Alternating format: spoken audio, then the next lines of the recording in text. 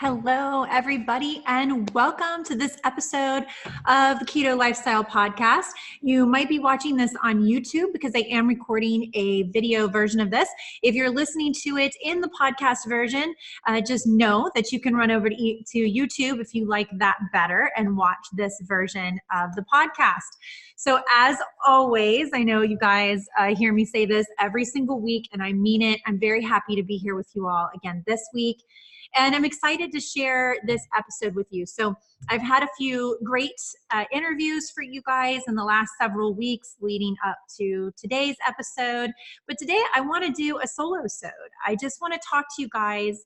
There's been some things kind of bothering me a little bit. And you know what? Hey, this is my podcast and I can get away with taking this platform to speak about those things. And I don't talk about anything on this podcast that I don't think is going to be helpful to you as the listener. So I think this will be a really helpful episode to you. So if you're watching this on YouTube or you saw this on your podcast feed, you probably saw that the title says something about you definitely should not be keto. So you probably were wondering, like, what in the world does that mean? This is that keto blonde on Instagram. This is Jessica Ty, the host of the Keto Lifestyle Podcast. I'm listening to this. What does she mean? I probably should not be keto. So what I mean by that is one of the things that's been kind of bothering me lately, and well, it's been bothering me for a long time, honestly, but it's just one of those things that I know what people mean. And so I don't really want to put a lot on somebody or be like, oh, because you said something this way, I'm going to be all offended and upset about it. And I try not to live offended and be like that. So I just assume that when somebody says to me, oh, well, you're keto, right? That what they mean is, so you eat a ketogenic diet and that's kind of the way that you are. But what bothers me about that statement is that I'm not keto. I'm Jessica. So I'm a wife, I'm a mom, I'm many things, but I'm really not, I don't define myself as keto. Now, I know that maybe sounds a little bit funny because I have a podcast that clearly I named Keto Lifestyle. So you might be sitting there thinking, well, you do define yourself as keto because you named your podcast that. Well, come on, guys. I am an entrepreneur and I am a businesswoman. And I knew when naming my podcast, the fact that as a nutritionist, I do believe very strongly in being fat fueled. I do know the difference between being a carb burner and a fat burner. And every client that I work with, truly, I don't have a single client that I have coached to be primarily carbohydrate fueled. There's many, many reasons for that, but nutrition is going to come from fat and protein, and there's not a whole lot of nutrition in most carbohydrates, save vegetables, for example. And I know that people don't like to hear this, or people freak out when you say this, but you don't even have to eat another vegetable in your entire life. If you eat nose to tail, you can get all of your nutrition through animal products. So having said that, while I do promote people eat a good, varied diet and vegetables and whatever, I'm not, I don't coach everybody to be ketogenic. But I knew when naming my podcast, what I really wanted to help educate people about was keto the right way, because I feel like it's talked about so wrong in so many areas and people are so confused about it. And I knew it was the buzzword. I started this podcast 2.5 years ago, I guess. And at that time, yes, keto was talked about, but not nearly at the rate or the level that it's talked about now. It was not at this height of popularity. And, but I knew that it was something that was definitely being talked a lot about, and a lot of wrong information was being put out there. And I really didn't like the whole keto diet thing where it was being talked about like this is a fad diet and this is just something that you do to lose weight and then you move on to whatever you were doing before once your weight comes off.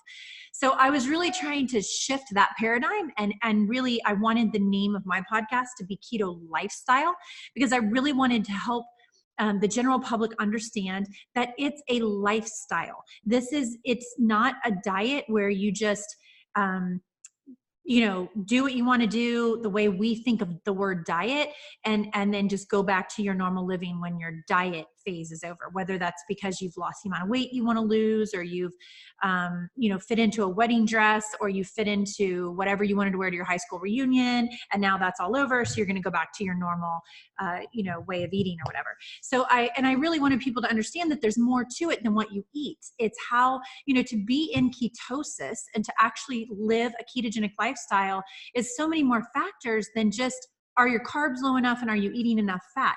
Because you can have your carbs low and you can eat plenty of fat, but if you can't digest, if you're not sleeping, if your stress levels are super high, there are a lot of issues that will keep you from being able to be in ketosis despite whatever you do with your diet.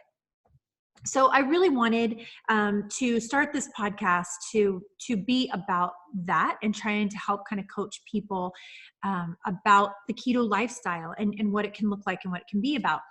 And while yes, especially when I started the keto diet about 3 years ago, I was very much strict keto. My first 6 months, I've talked about it many, many times. I was very strict keto.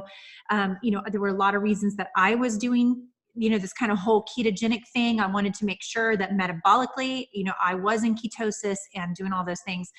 And so I did. But through the years, I have definitely gotten into, which I've talked again about many times on this podcast, as I really don't test very often. I pretty much know if I'm in ketosis or I'm not. And sometimes I think I'm not, and I surprise myself when I test. I've done it on here. I know I've done it during classes and seminars and whatnot, and been like, well, I had 2 or 3 glasses of red wine last night and pretty sure I'm probably not in ketosis. And then I test and I am, and it surprises me. So there are times like that happens, but I'm sure there's probably also times I think I'm in ketosis and perhaps I'm not. So, but my point is that over the years, I've just gotten to more intuitive eating. But what I've always really, really wanted to help teach people is just to eat real food. Just focus on eating real food, cutting back the carbs and sugar, because all the carbs and sugar, especially the processed carbohydrates and all the processed sugar, don't do anybody any good. Grains are not good for us. And there's so many reasons grains aren't good for you. If you choose to include grains in your diet and they seem to work well for you, then that's fine. And I would just highly suggest that you are at the very minimum preparation side of things. You are soaking your grains and at least doing that properly before you're eating them. But I guess I just really wanted to put this episode out because I get a lot of questions about, where people write me. I actually just had another one posted on my Facebook page today, my personal page. Somebody that I know had posted about a friend of hers that has, I don't have any details on this person. I don't know how long they've been doing it, but that is doing keto and is having issues. They said she's running out of energy in the afternoon. And so, and I get messages like this all the time. Typically they're private messages. They'll email or DM or whatever, but it's usually private messages. This one just happened to be on Facebook page, so you can go check that out. But my response to her was, there's so many things it could be, right? And I didn't even go into even a half or a quarter of all of the things that if that person was my client, we would be looking at in their lifestyle to determine, why is keto not working for her? There are so many reasons. And so that's why I don't want to box people in and say, oh, everybody should be keto. And because I've done the keto diet and it's worked for me for a long time, I've lived this lifestyle, I've done all this, that it's going to work for everybody and it's the hands down best thing. I don't believe that. I don't believe that everybody needs to be in ketosis.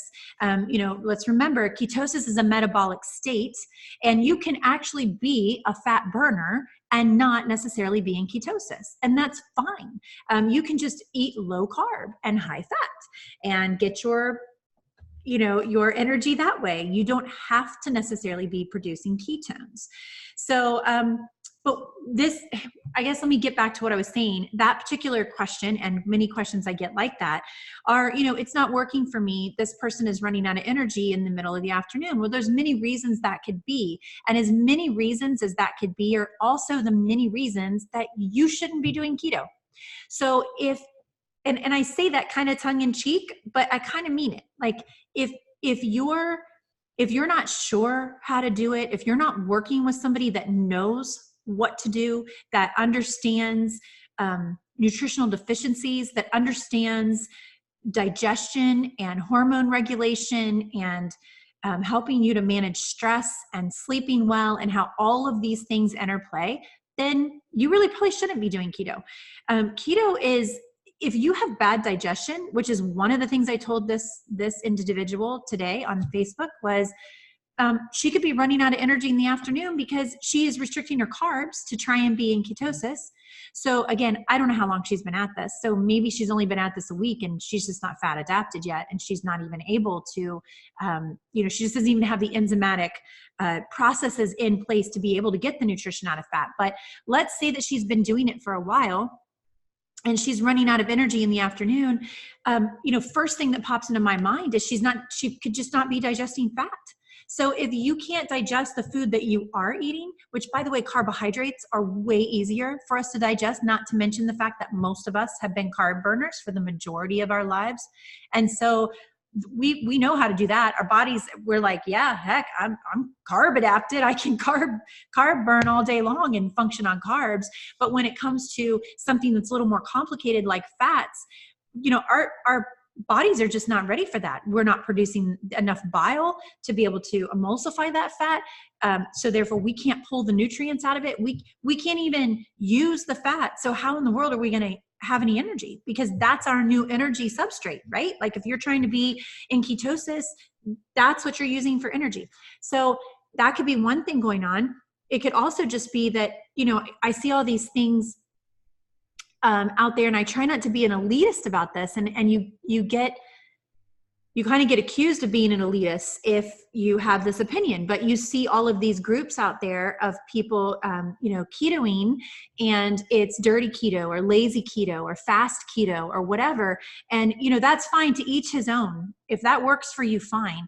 But I think the problem with that is that people will get into those groups and they see other people saying, oh my gosh, I've been doing dirty keto. I go through the drive-through 3 times a day, and this is what I order. And I've lost 68 pounds and I feel fantastic and everything's great and blah, blah, blah. And they may have been doing this for 3 months, and for 3 months, everything's going okay because they have some reserves, or they never really felt that great or ate that great before, because they don't think somebody's going to come from like a paleo diet to eating at a fast food restaurant 3 times a day and trying to be in ketosis. So the chances are is maybe they went from eating fast food all the time and just eating all the carbs and sugar to now at least they're throwing the carbs away. They're not eating that stuff. Maybe they're not eating the French fries anymore. That's in the terrible oils that wreaks havoc on our bodies, and they're taking those things away. And now maybe they've lost a lot of weight, and that's calmed inflammation down, and now their joints don't hurt as bad, and things are feeling better. That's huge. I'm not making light of that. Like if that's a first step, that's great. But I think that we need to remember that,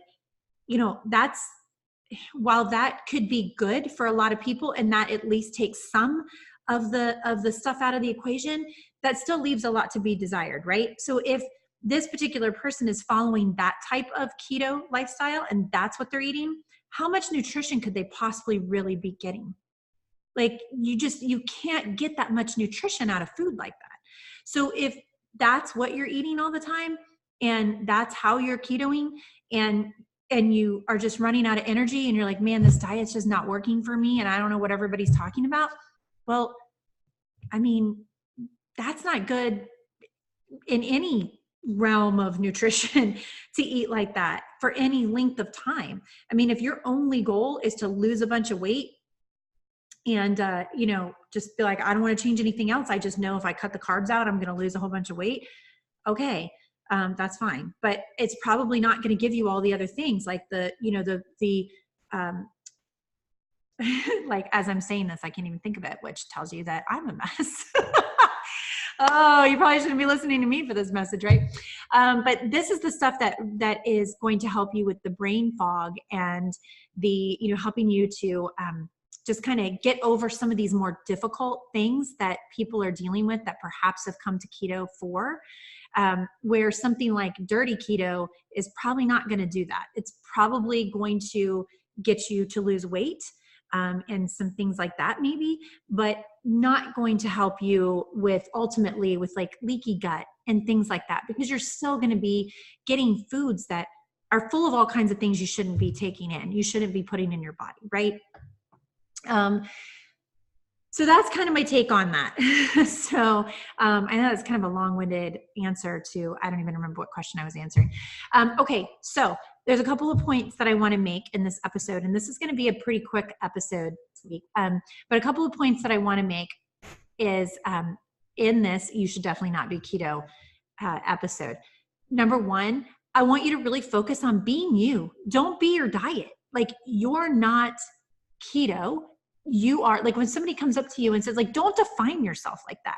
Like, if somebody comes up to you and says, oh, so you're keto because you took a bun off of something, like, no, I'm healthy and I have figured out what works for me. And you don't have to be haughty about it or, you know, whatever. You could just say, well, I'm just trying not to eat so much carbs and sugar, and I just feel a lot better when I'm not eating, when I don't eat the bun.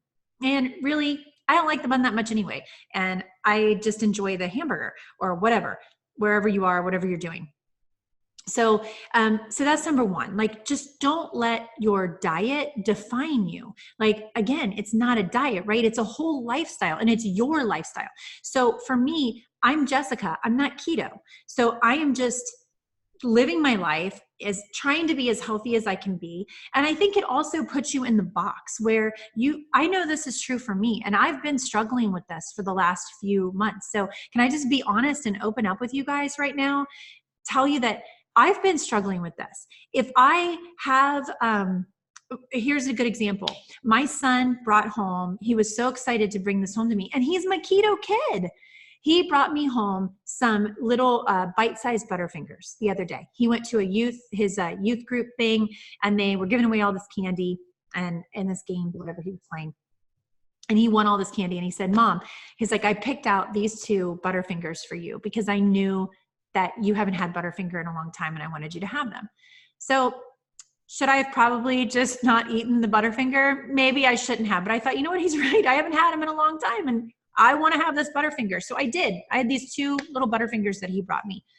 And I struggled with that when I had those Butterfingers. Like, what am I, like, I felt like a fraud over eating a fun-sized Butterfinger. Like, that's ridiculous. That's ridiculous. And I don't want you to feel that way. I don't want you to feel that way when you have something that you feel like you shouldn't have, or is bad, or doesn't fit your diet or the box that you've put yourself in, because we all have heard the keto foods lineup, right? Well, is that keto?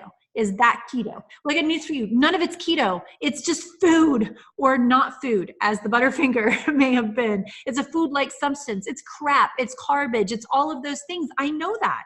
But I made a choice in that moment to have that Butterfinger, and I should have just been okay with that. Been like, you know what? Didn't taste nearly as good as I remember them tasting, but I'm not mad that I had it and just moved on. But I didn't. I beat myself up over it. I felt like a fraud. I felt terrible. I felt like, I can't believe, like, here I am. I'm a keto lifestyle host, and I just ate these Butterfingers, and I'm going to have to like hide the wrappers in the garbage can and lie to people. Like, I don't want anybody to know that I had Butterfingers. Like, that's crazy. So I'm telling you that I do these things. Like, I feel bad about it. And I try to teach you not to do that. And I try to help be a cheerleader for you. And then I mess up, and I fall into those traps of like defining myself as keto. And so I was bad that I had those Butterfingers. Now, if I feel like that's probably not something I should be eating, that's fine. Then I can just say, you know what? I really shouldn't be eating that. That didn't serve me well. I don't want to eat Butterfingers. Okay, fine. Then move on. I feel like people obsess way too much over what they are or are not putting in their mouth. And, and I understand if you have a health condition, or some other reason that you really need to not do that, or you really need to stay focused, then that's fine. And I understand that. But if you are beating yourself up every time you have a thought, or every time you go out with friends and you take a bite of the dessert that everybody's sharing, or you feel bad because you had a glass of wine, or whatever the case is, if whatever it is, I don't know, if you're at a soccer party and like I had this weekend at my house, I didn't do this, but they had pizza. And my mom was here, and she's also keto. I've interviewed her on this podcast, and I think many of you have heard it. She has, I wouldn't say RA is in remission, but she is doing fantastic, and has been keto for a couple of years now. And she was here visiting. And so we had this big soccer party out here at the farm for my son's soccer team. And they ordered pizza, of course. And so we just grabbed 4 pieces of pizza between the two of us, and we scraped the toppings off and ate the cheese and the pepperoni. So, but if you don't do that, if you just take a piece of pizza and you're like, I'm just going to eat it, fine. Then just eat the pizza and move on. It's up to you how often you eat that, when you eat that, how you do that. Don't let a word or, a way of eating or someone else's impression of the way you're supposed to be eating define who you are. Does that make sense? Because I feel like I fall into this trap all the time, especially as a nutritionist, especially as someone that is in the public eye and that people know as like this keto person, that if I have anything outside, like I'll have people come up to me in any event and they'll say, oh, is that keto? As I'm eating something that clearly is not keto or would not. And I say that, even though that makes me crazy to say any food is keto. There are no keto foods. There's just foods, but clearly a food that most people would not consider something that would be advantageous to keeping you in ketosis if that was your goal. So anyway, enough about that. Okay. The second thing I want to tell you is that don't be afraid of change and tweaks. Okay. So, and this is another big one for me. I'm going through this right now as well. I'm about to turn 42 years old. That's not old, by the way. I still feel very young. But I'm about to turn 42, and things are definitely changing. And I think things change all the time, not just in your 40s, but in your 30s and in your 20s, and things change in your 50s. So as you're changing, don't be afraid to change the way you're eating and your nutrition, and not even from year to year, but from day to day, month to month. Especially, as women, our bodies change. I know all women know this, but our bodies are changing constantly throughout the month. So what may serve you well this week may not serve you well next week, depending on like what phase you're in of your cycle even. So just not being afraid of change. Like I've been toying around with adding more carbs into my diet because I've definitely felt like something's off. I can't really place it. And I've been under a lot of stress lately, and not that it's bad stress necessarily. We just have had a lot at us, and most of it's self-induced, self-inflicted. That's fine. We've bought a couple of new properties and getting those set up for rental and kind of doing all that stuff. And this is a particularly busy time for our farm and all the events that are hosted fall on the farm. It's a very popular time to be out here. So it's that has been very stressful. My youngest daughter was very sick for a couple of weeks. And so we were having a really hard time with that and like balancing everything. So, and then honestly, I feel like since we moved here in April, our lives have just been in total upheaval. Like we have just not been able, and I love it. I'm so happy to be here. I'm so grateful. But I just feel like it all happened so fast. And then as soon as we even kind of remotely started getting settled in, school started back up, and then we've got 4 kids in new schools. And then my oldest is, a senior now, and he's back at the old school, and we're trying to so it's just been total chaos. I just feel like we haven't been able to catch up. And so the reason I'm telling you all that is that could play a lot into the way I need to be eating right now and kind of what's working for me and what's not. I'm kind of feeling like I have been neglecting the fat a little bit. Like I'm not eating as much fat. I feel like I'm not eating as much as I should be in general on most days. And so I'm toying right now with taking intermittent fasting out. Like I've been intermittent fasting mostly because I'm never hungry for breakfast, but I'm starting to kind of feel like, you know what, maybe I need to not skip breakfast. Maybe I need to start eating breakfast every day just so I make sure I'm getting enough calories, because then I generally don't eat again until dinner because I just don't have time. And then making sure that I'm eating a good meal at dinner and then I'm getting enough calories, my body's fueled the way it should be, especially considering the amount of stress that I've been under and just knowing that I need to give myself a little bit extra care. So I'm telling you all this because I want you to be able to relate this to your life. I know I'm not the only one that goes through changes and stressful situations and health challenges and kid challenges and moving and, whatever the case may be, just recognizing that you may be in a time in your life where you're like, wow, well, for the last year or 6 months or 3 months or whatever, I've been intermittent fasting this way and it's been working fabulous. And now all of a sudden I just feel a little off, or I've started noticing a little bit of weight creep, or I don't feel good. I feel bloated, or, wow, my skin's been kind of funny, or my sleep's been off, or whatever the case is for you.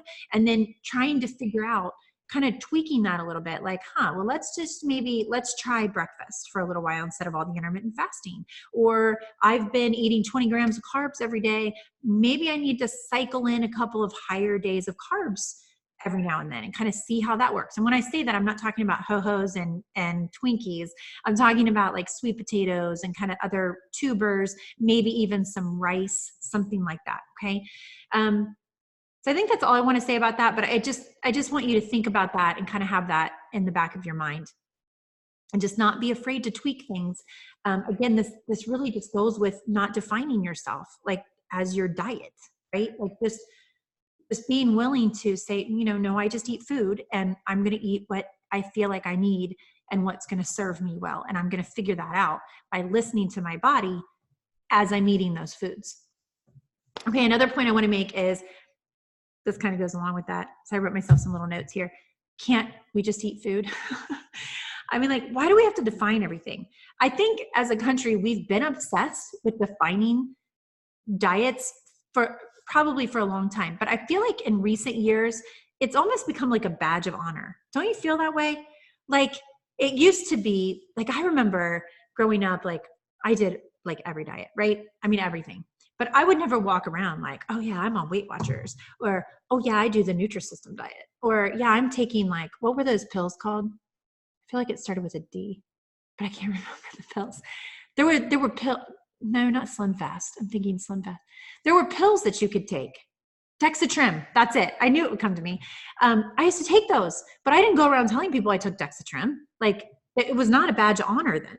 But I feel like now it's like we didn't define ourselves as that. It was almost like, maybe this was just me, but I feel like it was almost like if you could, look thin or whatever, and it was like effortless, like that's what everybody went for. But I feel like now it's almost like, oh no, I am paleo, or I'm vegan, or I'm keto. Like and we even wear t-shirts. Like, I mean, I do too, that say like how we associate ourselves. And I'm not saying that all that's bad. I'm just saying, like, in the wrong context, it's bad. So if you're defining yourself that way and you're walking around like this is the only way, it's got to be keto, it's got to be paleo, it's got to be vegan, you know what, if this is your new religion, then you probably need to take a step back and just eat food. Just eat when you're hungry, eat what works for you. Stop obsessing over how many grams of whatever is in this food and, all that. Do you know what I'm saying? Like, I just feel like we're like obsessed. And sometimes I feel like I'm obsessed. Like when I had the Butterfinger, like I start freaking out because, oh my gosh, like I know I'm a nutritionist. Like, I am a certified nutritionist. Like, I have the training. No one can look at me and go, oh, well, it's okay. She doesn't know any better. I know better. I still ate it. Like, that I was obsessing over that. Like, I just feel like we have to stop obsessing over it, because the amount of stress I caused myself because I ate that, I would have been so much better off just eating it and then being like, yeah, I just had a Butterfinger, right? Like, I mean, like, it would have done so much less damage to me. Like, I stressed out so long over that. I caused myself way more issue than the crap that was in that piece of candy I ate caused me on its own. Okay. The last one I wanted to say was, if you're using keto or whatever way of eating that you're doing to lose weight, get weight under control, get inflammation down, manage chronic disease, whatever, that's fine. That's totally fine. Then do that for what your purpose is that you want to do it for.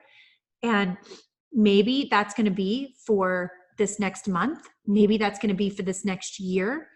But don't feel like I hear so many times people say, oh, I'm not even going to try that keto thing because I won't be able to stick to it. It's not sustainable. First of all, I don't think that's true in the realm of you can't give up carbohydrates and sugar. I think you can. And I think in the beginning, it may feel like you can't. I think most of us go through that. Like, oh my gosh, I am just dying for whatever it is that you love. Insert pasta, bread, whatever it is that you think you cannot give up. I promise you, you can give it up. You can. I was completely and totally obsessed with bread at every dinner. I mean, there were restaurants I would go to because of their bread. I'm not even kidding. One of them closed down in Cincinnati, and I literally shed a tear when I realized I would not be able to go there.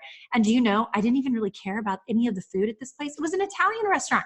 I've never been an Italian fan. Never. Like, pasta was not my gig. I'd eat it, but it wasn't that big of a deal to me. But they had this bread there that I've still never been able to get it anywhere else. And I literally cried over that. That's messed up. I mean, that's a serious fiend, right? Okay. And I gave up bread, like no bread. I had no bread for a very long time, probably 2 years of starting keto.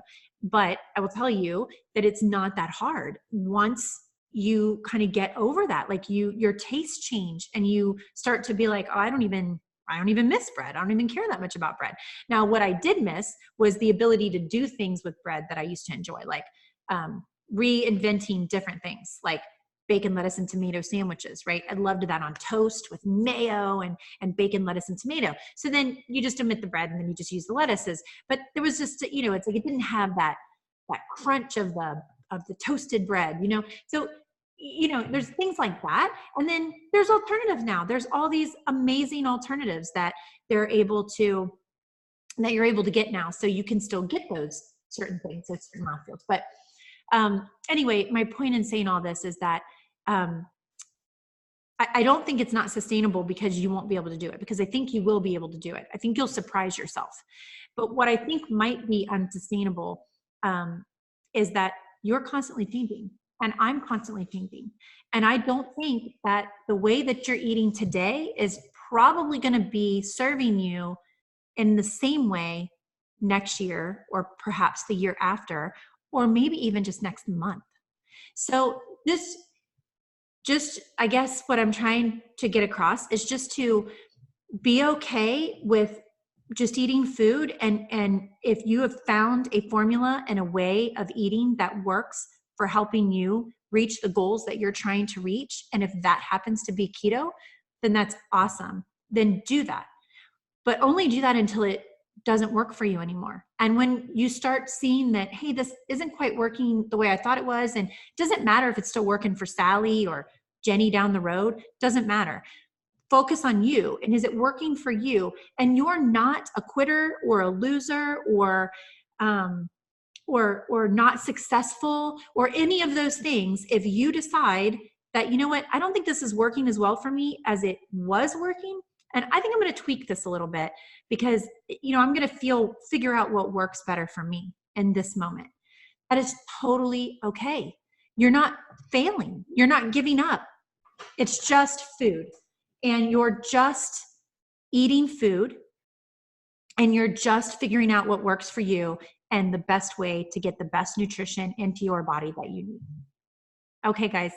So that's about all I have for this episode. And I know that was a lot of a rant, but I just hope that something in there spoke to you, and just maybe I just feel like there's other people out there that are dealing with some of the same struggles that I'm dealing with.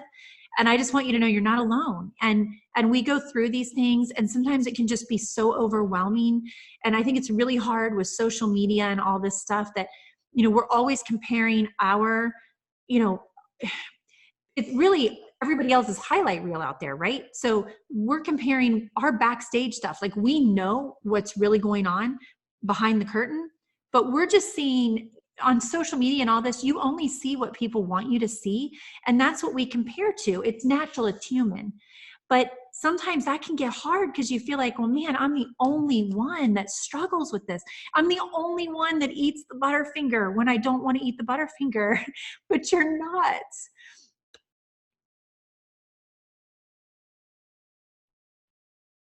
I just care about you, and I want you to know that you're not alone, and you're not the only one. We all struggle with this stuff. Comparison is brutal. Don't compare yourself. Just do the best for you.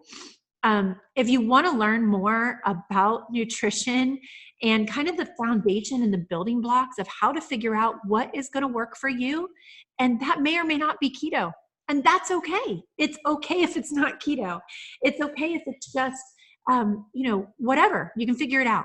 If you want to learn more about it, head over to my website, jessicatai.com. You can click on the link where you can take my classes. I have them offered now online. I appreciate all of you that have been snatching that up and taking those courses, but you can go ahead and purchase that. You can take it at your leisure. And I really, really, really work hard in that class on teaching you the basics and the foundations of nutrition, not just keto.